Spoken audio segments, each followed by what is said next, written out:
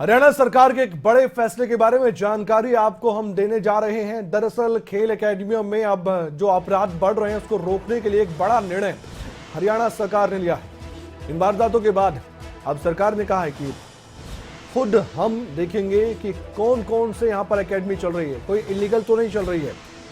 रोहतक में खेल राज्य मंत्री संदीप सिंह ने एक बयान दिया, अवैध रूप से चल रहे कुश्ती अखाड़ों को बंद करेगी हरियाणा सरकार। सरकार जल्द ही एक पहल करने जा रही है। सिर्फ मान्यता प्राप्त कुश्ती के अखाड़े ही अब चल पाएंगे, जिनको मान्यता मिली होगी सरकार से। खिलाड़ियों को लेकर भी सरकार ने फैसला किया है कि खिलाड़ियों की सुरक्षा सबसे पहले, और अब सीसीटीवी भी लगाए जाएंगे हर जगह।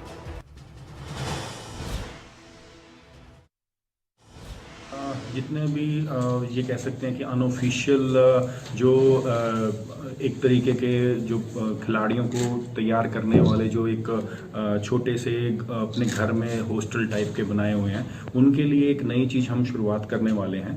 जो सरकार द्वारा मान्यता प्राप्त उसको करवाएगा, उसके अंदर कैमरेज, उसके अंदर वो सुविधा होगी, तभी हम उसको लाइसेंस देंगे। वो लाइसेंस होल्डर ही अपना हॉस्टल शुरू कर सकता है, अपना अखाड़ा शुरू कर सकता है, जिससे कि जो बच्चे हैं वो सिक्योर भी रहेंगे। क्योंकि आजकल जो खिलाड़ी है वो अब आजकल क्या, पहले ज़माने से अभी तक जितने भी खिलाड़ी हैं उनको अपनी शरीर को ही उनका धन होता है, दौलत होती है। ये एक मैं हमेशा एक पुराने टाइम से अभी तक सुनते आ रहा हूँ पुराने बुजुर्गों से, पुराने बुजुर्ग जो खिलाड़ी होते थे, कि जो खिलाड़ी होता है वो अंडे की तरह होता है। चाहे कुछ भी चीज़ अंडे में आके लगे तो अंडे का नुकसान, चाहे अंडा किसी में जाके लगे तो भी अंडे का नुकसान। तो इस तरीके से अगर हम खिलाड़ी को रखना पड़ेगा, प्रोटेक्ट करके रखना पड़ेगा, तो उसके लिए लाइसेंस के लिए हम वो प्रावधान लेके आएंगे जल्दी। जो लाइसेंस होल्डर होगा उसी को हम मान्यता देंगे, वही अखाड़ा खोल सकता है। बाकी अखाड़े जो हैं वो नहीं चलेंगे, क्योंकि इससे अगर वो खिलाड़ियों को प्रोटेक्ट नहीं कर पाते हैं तो उनको अखाड़े खोलने का।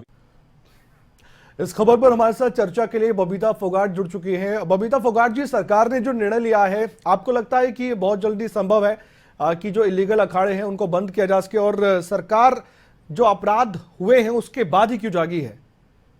देखिए, ऐसा कुछ नहीं है कि सरकार उसके बाद जागी है। ये सरकार की पहले से ही प्लानिंग चल रही थी, और जो नर्सरियां वगैरह भी चलाई हैं सरकार ने, तो सरकार के अंडर रहेंगे तो सरकार की देख रेख और उसमें सुविधा देना, सुविधा भी उसके अंदर ज्यादा से ज्यादा दी जाएगी, ताकि खिलाड़ी आगे बढ़कर अपने देश का, प्रदेश का नाम रोशन कर। आप इस फैसले को किस तरह से देखती हैं? मैंने बताया जी, जिस तरह से मैं फैसले को देख रही हूँ उसी तरह से मैंने बताया है कि सरकार इसीलिए इन चीजों को, ताकि सरकार की देख रेख में भी काम होते रहें, और टाइम टू टाइम उनको हम जिस भी चीज की सुविधा की जरूरत हो वो सुविधा भी सरकार उपलब्ध कराएगी। तो मैं उस पे कह रही हूँ। तो कई बार ऐसा भी होता है बबीता फोगाट जी कि कई गांव में अखाड़े होते हैं, छोटे छोटे अखाड़े होते हैं, जो प्रतिभाएं हैं उनको भी वहां पर मौका मिलता है कि वो अपने गुर सीख सकें अपने गुरुजन से। कई बार संभव नहीं होता है कि जो लीगल एकेडमी वहां तक एक गरीब परिवार का बच्चा या खिलाड़ी पहुंच सके। तो आपको लगता है कि उन बच्चों को भी एक लीगल एकेडमी तक पहुंचाने के लिए सरकार एक बड़ी पहल भी करेगी, क्योंकि उनका तो नुकसान हो जाएगा ना? देखिए, नहीं ऐसा नहीं है। आप इसको आप समझ के देखिए कि जो अखाड़े जो चल रहे हैं, हमें सरकार से परमिशन ले ली तो, और सरकार उसमें परमिशन देगी तो सुविधा भी तो आपको उसमें एक्स्ट्रा दे रही है ना। अगर कोई भी चीज की आपको मान लो जिम की जरूरत हो गई, या रेसलिंग मैच की जरूरत हो गई, या कोई रोप क्लाइंबिंग की जरूरत हो गई, तो सरकार उसमें प्रोवाइड करवाएगी। तो किस तरह की योजना के तहत सरकार आगे बढ़ने जा रही है, और क्या और खेल एकेडमी शुरू करने की भी पहल होगी? मैं बता रही हूँ, हाँ बिल्कुल नई एकेडमी खोलने की भी प्लान है। और सरकार ने जो हमारे छोटे खिलाड़ियों गांव के अंदर, डिस्ट्रिक्ट के अंदर नर्सरियां भी खोली हैं, ताकि छोटे से छोटा बच्चा जाकर भी तैयारी कर सके वहां पे।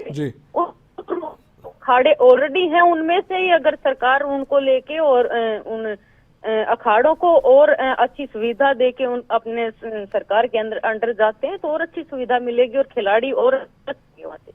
अच्छा, अंतिम सवाल है बबीता जी मेरा, आपको लगता है कि इस तरह की पहल के बाद और एक अभियान की तरह अगर सरकार इसको लेती है तो जो अपराध पिछले दिनों बढ़े हैं इस तरह के अखाड़ों में, वो कम हो पाएंगे? देखिए, अखाड़ों का मैं कहूंगी कि नाम बदनाम आप ये जो होती है तो उससे पहलवानों का भी, अखाड़ों का भी नाम बदनाम होता है।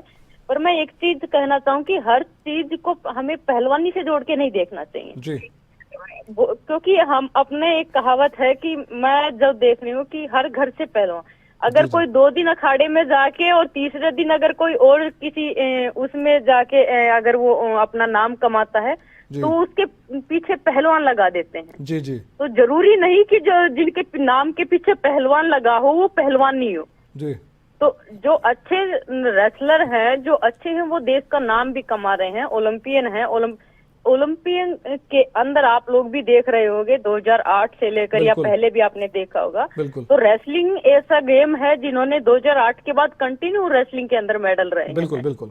तो हमें एक अच्छी और पॉजिटिव वे में हमें सोचना चाहिए कि नहीं तो जो मेडलिस्ट खिलाड़ी हैं, जो अच्छे खिलाड़ी हैं, उनका भी कहीं ना कहीं दुख होता है और उनको एक भरोसा दिलाने के लिए कि वो आगे बढ़ सकते हैं और ये सही चीज है ताकि आने वाली जनरेशन भी अच्छी चीज को देखे। जी बिल्कुल बबीता जी, हम तो कहते हैं सरकार इंप्लीमेंट जल्द से जल्द करे इसको और खिलाड़ियों की सुरक्षा भी पहली प्राथमिकता सरकार की जरूर होनी चाहिए ताकि और भी मेडल हमारी झोली में है। और आपने ठीक कहा कि अखाड़ों का नाम बदनाम करना भी सही नहीं है, कई बार वारदातें कहीं भी हो सकती हैं, लेकिन हम चाहते हैं कि जो भी यहाँ पर लूप होल्स हो उसको अब भरे सरकार और आने वाले वक्त में सब सही हो। बहुत बहुत शुक्रिया बबीता जी, आप हमारे साथ जुड़ी और आपने चर्चा की इस पूरे मसले पर।